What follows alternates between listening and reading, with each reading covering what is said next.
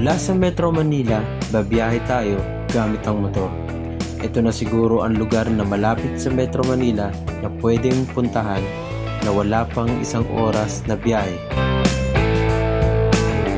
Ang isa sa dinadayo na lugar dito sa San Mateo upang mag-relax, mag-bike, mag-jogging o mag-walking trail, at dito lang yan sa bayan ng San Mateo, Rizal, ang Timberland High.